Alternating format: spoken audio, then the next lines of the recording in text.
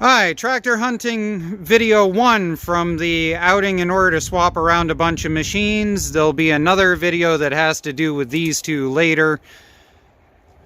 Let's get this Murray off of here and let's take a look at it. But on a first overview of it, it is a 42-inch deck. The spindles seem to be okay. 14.5 overhead valve Briggs & Stratton. This is the MST 206 series. This is the series that you want for the mud mower transmissions. You can tell it's an MST when you come in underneath here.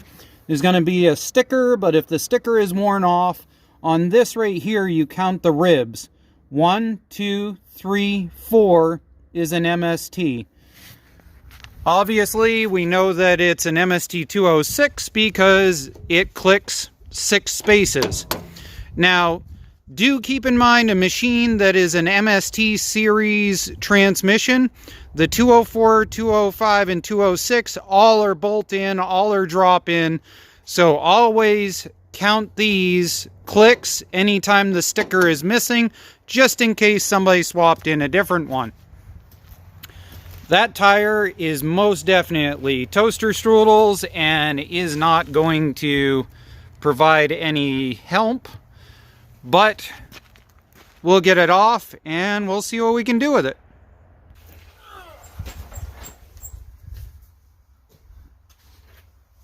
You ever just kind of wish that a machine could tell you a story? Like, why you can no longer get a handle on it? Or, how does this happen?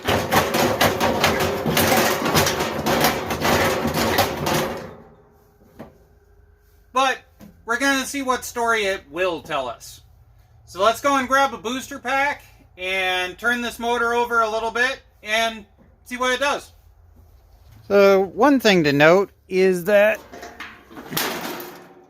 well, that would explain why there's a dent in the top of the hood at least. Well, let's see here. What do we got going on with this? So today we're going to be working with a new booster pack that we haven't used before. Apparently, the Audew company that used to sponsor me before didn't like me working with Hulkman. So they sent me a new series that they just produced. And it's got all kinds of cute features like wirelessly charging your phone and all kinds of other stuff that neither you or I care about.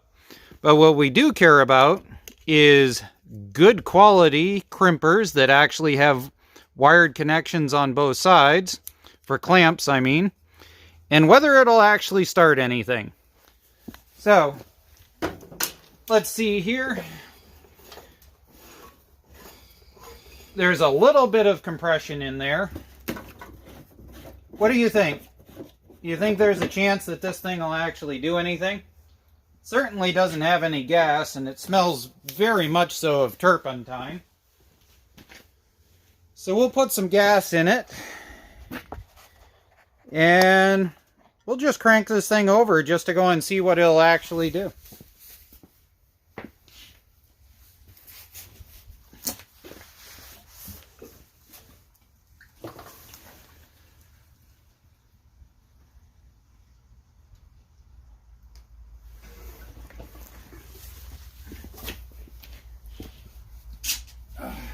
So for you, those of you that are longtime subscribers to the channel, you know that I just violated my own credence of never put in any more than just a Gatorade bottle worth or so that you can be able to drain it out.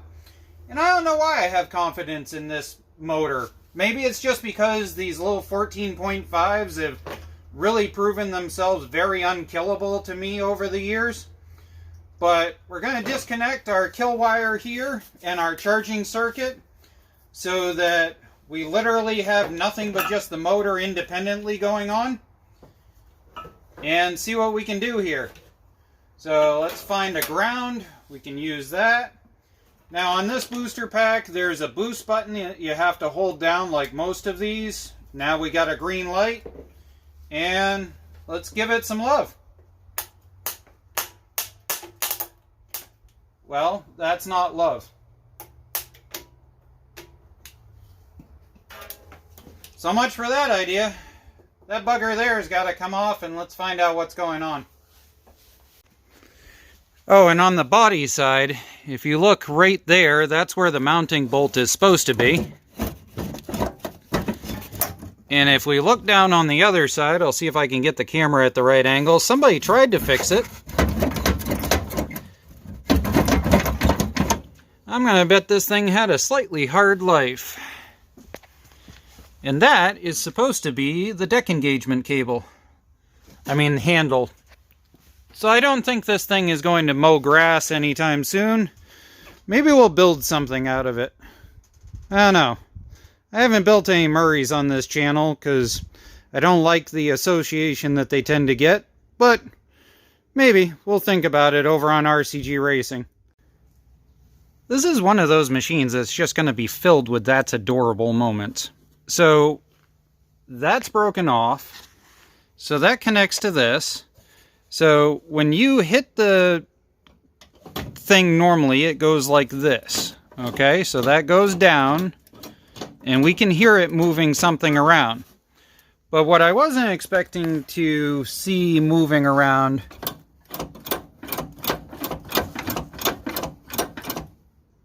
was that.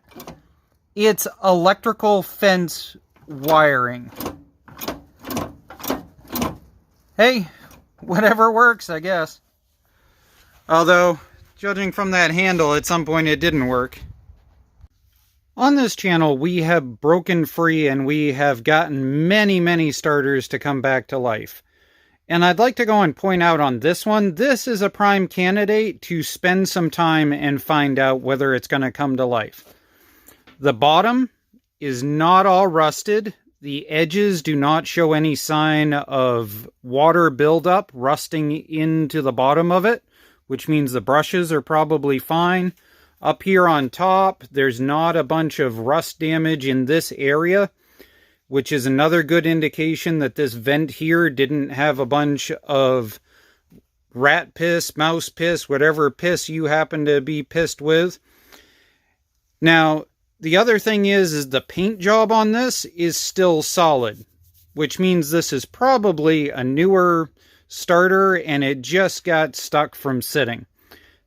Other thing is this.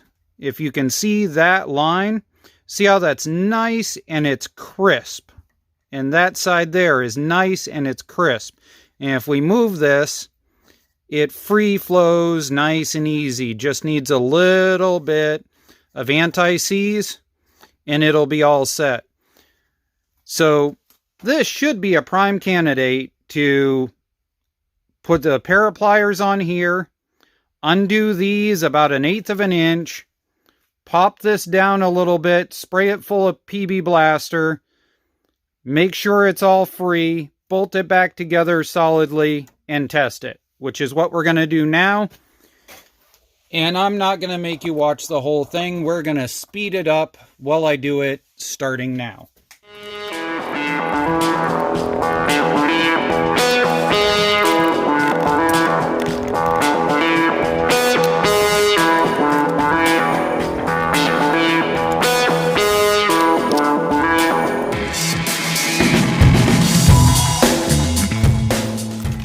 Alright, and slow that down a little bit. We're going to take and we're going to put our ground on. We're going to put our positive on. We're going to hold down this little button on our Audew booster and see if it'll come to life. I'd say that's a yes. Now let's go shove it in that machine, shall we? Before we try and start this again, we're going to pull this solenoid out of here. I've got this one that I already clipped the tip on in order to remove the Californication out of this thing.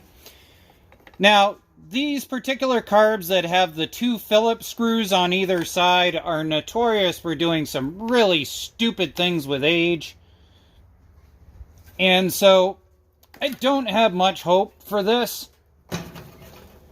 But the best chance it's going to get is having a solenoid that is not all buggered up with California crap.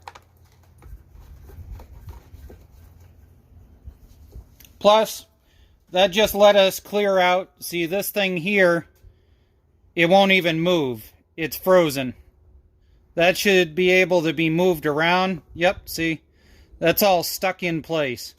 So all you do is slice that off to get rid of the California Moronesi. So let's take this and tighten it up in here.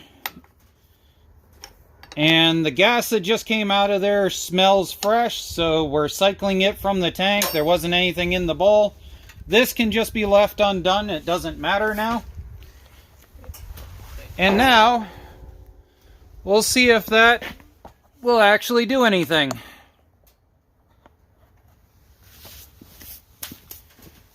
So we should be able to hook up the positive here, and we hook up the ground to just about anything. We're going to use this exhaust manifold. There we go. And now we hit the boost button. See what happens.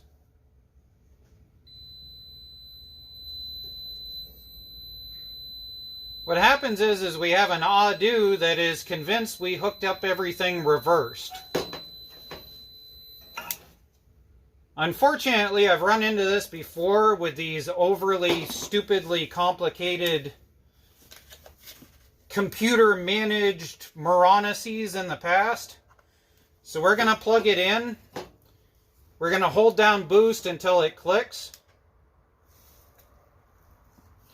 And then we're going to just manually pump it over.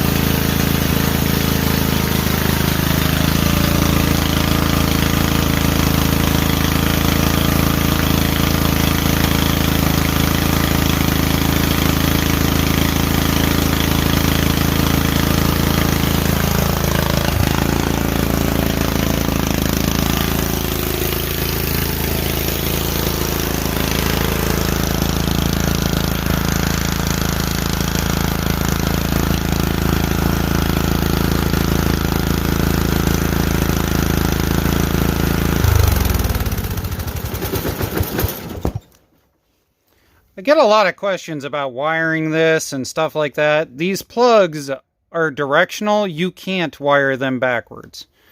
So this black wire here is your kill wire. This is your stupid California solenoid. That goes right there. This is your charge circuit and your lights.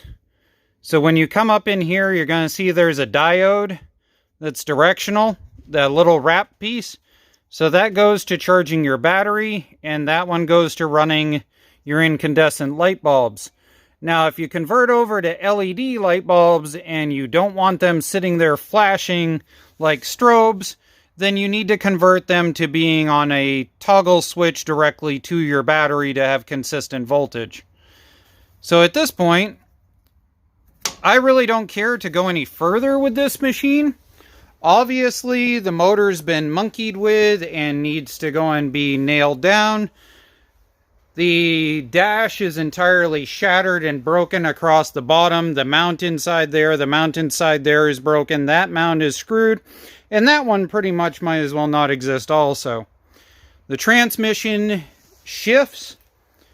It's making some slightly awkward noises, but these are notorious for rusting up the brake system in them. So it could just be that the brakes need to be done. What do you think? I'll post up a picture of this thing in the community tab, and you guys can tell me what you think about it. Have a good day.